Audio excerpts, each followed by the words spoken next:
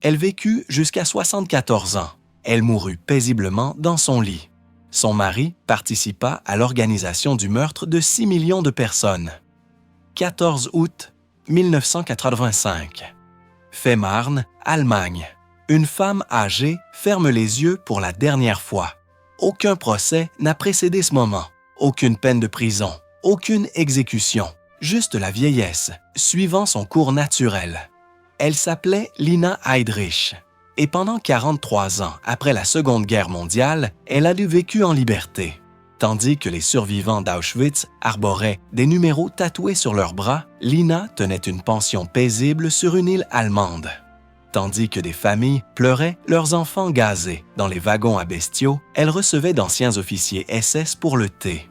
Alors que le monde était confronté à l'Holocauste, elle le qualifiait de conte de fées. Son mari était Reinhard Heydrich, le « boucher de Prague », architecte de la solution finale, celui qui présida la conférence de Wannsee ayant systématisé le génocide.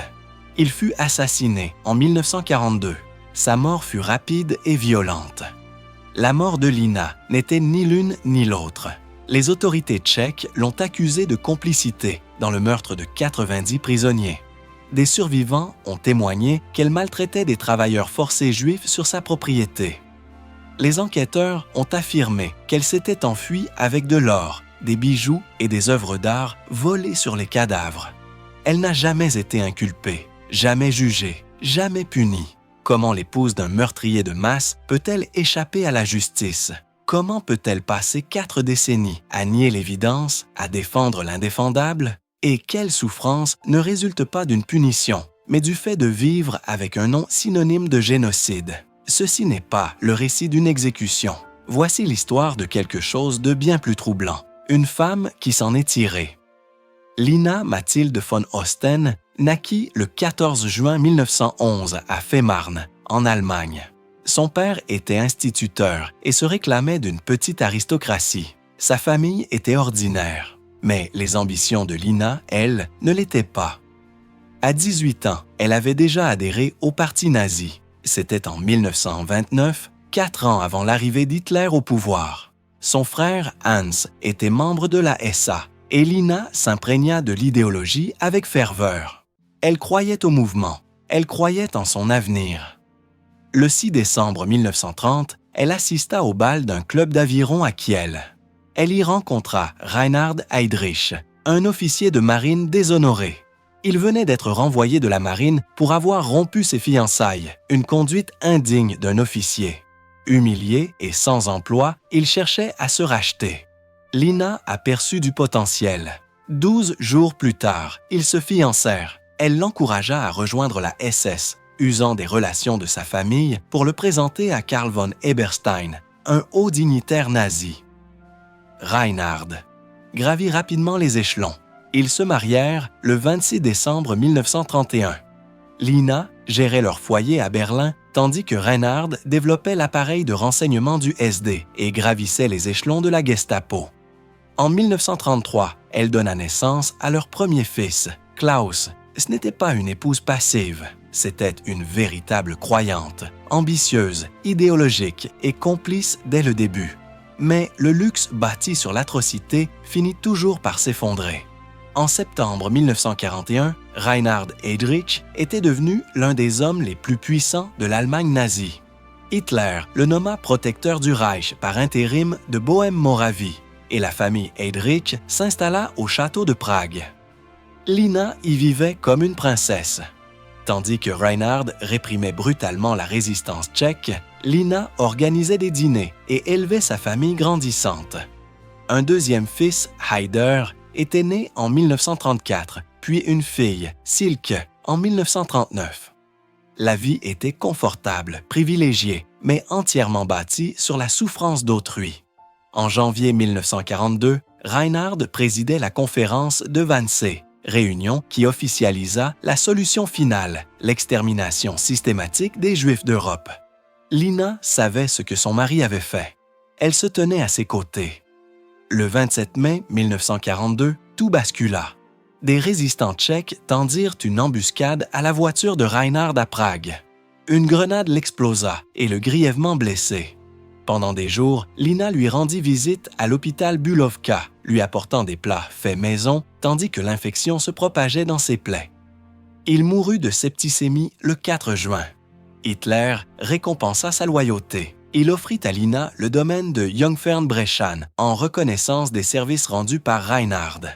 Heinrich Himmler affecta personnellement 30 travailleurs forcés juifs à l'exploitation de ces terres. Les survivants témoigneront plus tard que Lina les a maltraités. Cruauté verbale, privation de rations, traitement déshumanisant. 6 semaines après la mort de Reinhard, Lina donna naissance à leur 4e enfant, une fille prénommée Marthe. Puis, en octobre 1943, le drame survint. Son fils aîné, Klaus, mourut dans un accident de la route près de la propriété. Elle l'enterra dans le jardin, une mère pleurant son enfant, tout en présidant au culte de personnes réduites en esclavage, arrachées à leur famille. La justice, semblait-il, comportait des exceptions. À la fin de la Seconde Guerre mondiale, les autorités tchèques ont recherché Lina Heydrich. Elles l'ont accusée de complicité dans le meurtre de 90 prisonniers tchèques exécutés après l'assassinat de Reinhard. Elle prétendait qu'elle avait fui avec de l'or, des bijoux et des œuvres d'art volées aux victimes de l'Holocauste. En 1947, elles ont officiellement demandé son extradition d'Allemagne, occupée par les Britanniques. Les Britanniques ont refusé. Preuve insuffisante, ont-ils déclaré. Pas de procès, pas d'emprisonnement, aucune conséquence. Lina retourna sur l'île de Fehmarn et ouvrit une pension, une maison d'hôtes qui devint rapidement un lieu de rencontre pour les anciens officiers SS en quête de refuge et de nostalgie. Elle les accueillait chaleureusement et partageait avec eux ses souvenirs. Et elle a tout nié. Dans ses interviews, Lina minimisait l'Holocauste, le qualifiant d'exagération. Elle traitait de fabrication les témoignages des survivants d'Auschwitz. Elle affirmait que la conférence de Wannsee, où son mari avait contribué à concevoir le génocide industriel, n'était qu'une réunion portant sur l'organisation des déportations. Elle prétendait ignorer tout cela, bien qu'elle ait vécu au cœur même du pouvoir nazi. En 1965, elle fit un choix délibéré. Elle épousa Mauno Manninen, un metteur en scène de théâtre finlandais. Ce mariage n'avait rien de romantique, il était stratégique. En changeant son nom de famille de Heydrich à Manninen, elle espérait échapper à l'attention du public. Ça n'a pas marché. Tout le monde savait encore qui elle était. En 1976, elle a publié ses mémoires « Vivre avec un criminel de guerre, une vie avec un criminel de guerre ». Le livre a blanchi l'héritage de Reinhard, le présentant comme un patriote incompris. Elle a qualifié les récits de l'Holocauste de contes de fées. La punition de Lina n'était pas légale, mais morale. Elle a passé 40 ans à défendre l'indéfendable, tandis que le monde entier la condamnait. Et jamais, pas une seule fois, elle n'a exprimé le moindre remords.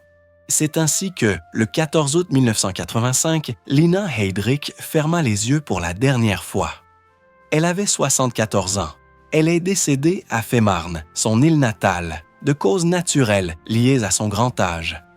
Il n'y a eu ni violence, ni souffrance, ni justice. Une fin paisible, tout simplement. Comparez cela avec les victimes. Des familles juives entassées dans les chambres à gaz de Treblinka. Des hommes, des femmes et des enfants fusillés dans des fosses communes à Babi-Yar. Des prisonniers affamés dans les ghettos, épuisés par le travail forcé dans les camps. Tout cela sous le coup de politiques conçues et mises en œuvre par son mari. Le village tchèque de Lidis, rayé de la carte en représailles à l'assassinat de Reinhard. Tous les hommes fusillés, toutes les femmes envoyées pour Masa, au camp de concentration de Ravensbrück, tous les enfants gazés à Chelmno. Les travailleurs forcés juifs qui ont survécu à son domaine, qui ont enduré sa cruauté, qui ont assisté impuissants à son ascension pendant 4 décennies supplémentaires en liberté, tandis qu'eux portaient un traumatisme à vie. Voici la douloureuse vérité. Lina Heydrich n'a pas été exécutée. Elle n'a pas été punie. Elle n'a pas eu à répondre de sa complicité. Elle s'est éteinte paisiblement dans son lit, entourée du calme et du confort de la vieillesse. L'obscénité morale de cet acte est sidérante. Une femme qui vivait dans un luxe bâti sur le génocide. Une femme qui a défendu le massacre de masse jusqu'à son dernier souffle. Une femme qui qualifiait de conte de fées les souffrances de millions de personnes. Son exécution n'était pas physique. Elle était historique. Elle était morale. Elle a échappé au tribunal. Mais elle n'a pas pu échapper au souvenir. Lina Heydrich est morte libre. Mais son nom restera à jamais synonyme de complicité, de déni et de la banalité du mal. Voilà sa sentence, et elle est éternelle. Son corps fut enterré, mais son nom devint autre chose. Lina Heydrich fut inhumée à Fehmarn sous son nom d'épouse, Manninen, afin d'éviter la profanation de sa tombe. Il n'y eut ni funérailles nationales, ni honneur. Juste une sépulture discrète sur une île allemande. Mais son histoire demeure un rappel poignant d'une justice différée et bafouée. Lina représente des milliers de complices nazis qui ont échappé aux poursuites après la guerre. Administrateurs, conjoints, bénéficiaires du génocide, qui menaient une vie confortable, tandis que les survivants portaient un traumatisme insupportable. Son déni inflexible, ses décennies de révisionnisme, sa mort paisible, tout cela révèle une douloureuse réalité. La justice n'est pas une fatalité. L'histoire, cependant, livre son propre verdict. On ne se souvient pas d'elle pour sa longévité, mais pour sa complicité. Non pas pour sa survie, mais pour sa faute morale. Non pas comme une victime, mais comme une complice qui s'est tenue aux côtés d'un monstre et a défendu l'indéfendable jusqu'à son dernier souffle. L'exécution douloureuse à laquelle Lina Heydrich a été confrontée n'était pas physique. C'était le jugement de la mémoire elle-même. Certaines personnes s'échappent du tribunal, mais nul n'échappe à l'histoire. Et dans ce tribunal éternel, où les noms sont confrontés à la conscience et l'héritage à la vérité, la sentence de Lina Heydrich a déjà été prononcée. Coupable pour toujours.